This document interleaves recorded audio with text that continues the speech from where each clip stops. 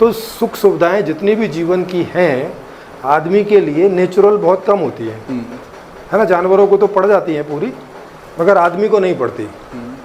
आदमी को अपने से बहुत सारी चीज़ें बनानी पड़ती हैं, तब जाके वो होता है।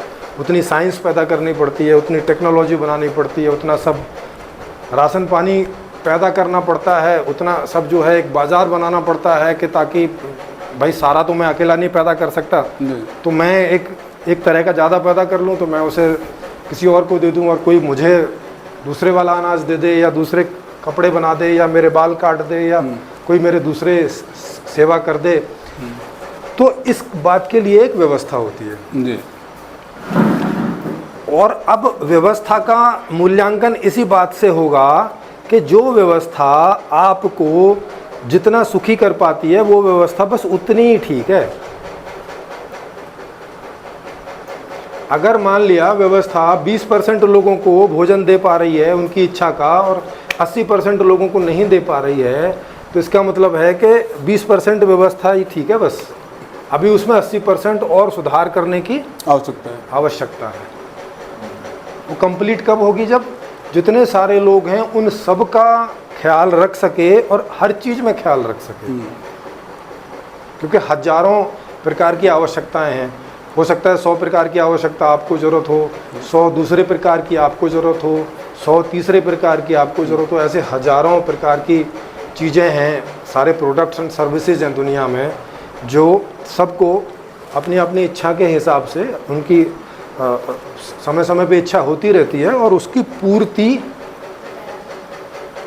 जितनी संभव हो पाती है जैसी भी व्यवस्था है उससे होती रहती है। अच्छा, अब इसमें समझें कि अगर व्यवस्था आपको आपकी इच्छाओं की पूर्ति नहीं कर पाती तो फिर आदमी क्या करता है? मान लो कि आपकी इच्छाओं की पूर्ति नहीं हुई, तो आपके पास दो उपाय रहते हैं।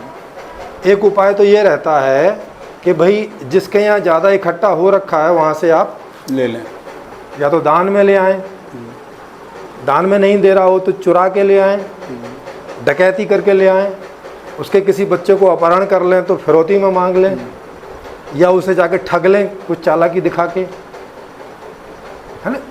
ये भी तरीके हैं। तो अब ये निर्भर करता है कि उस व्यवस्था में लीगल टाइप का, माने क्योंकि हर व्यवस्था में कुछ कायदे कानून होते हैं, तो उन कायदे कानून में कितने लोगों की इच्छाओं की पूर्ति करने का हिसाब किताब है। जैसे आज की व्यवस्था है तो उसमें केवल 10% लोग हैं जिनकी सारी इच्छाएं पूरी हो जाती हैं। मतलब उनके पास इतना पैसा होता है कि वो जो मर्जी चाहें जब मर्जी चाहें खरीद सकते हैं, उन्हें कोई दिक्कत नहीं है। लेकिन जो 90% लोग हैं वो या तो कम खरीद सकते हैं या तो बिल्कुल नहीं खरीदते, उन्हें दान पे रहना पड़ता है। आप देख सकते हैं बहुत सारे आश्रमों में लोग रहते हैं, ज़्यादातर दान पे रहते हैं। जितने साधु समाज हैं सारा दान पे रहता है। जितना साधु समाज, मुल्ला मौलवी, पादरी, सब दान पे पलते हैं। उसके अलावा अपाहिज, उसके अलावा जो हिजड़े होते हैं वो भी दान पर ही पलते हैं, वो भी कुछ नहीं करते। बच्चे भी जितने हैं वो भी सब दान पर ही पलते हैं, मतलब उनके लिए कोई और करता है।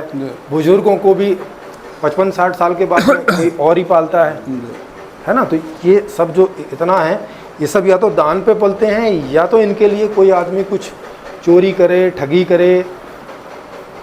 अगर वो ये नहीं करेगा तो या तो उसे दुखी पूर्वक जीना पड़ेगा, या तो सुसाइड करके मर जाए, और या तो फिर चोरी चकारी माने इल्लीगल तरीके से धन का अर्जन करे, और फिर खुद को और अपने सगे संबंधियों को सुखी रखे।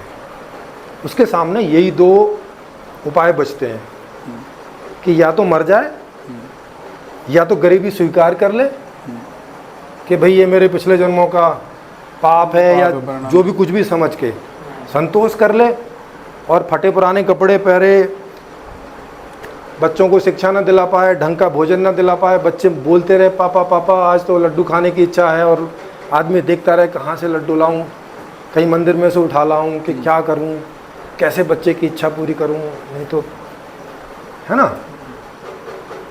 और कमाई का वहाँ पे केवल 10% लोगों के लिए है। अब ये कैसे है इस बात को आप समझ लें थोड़ा सा।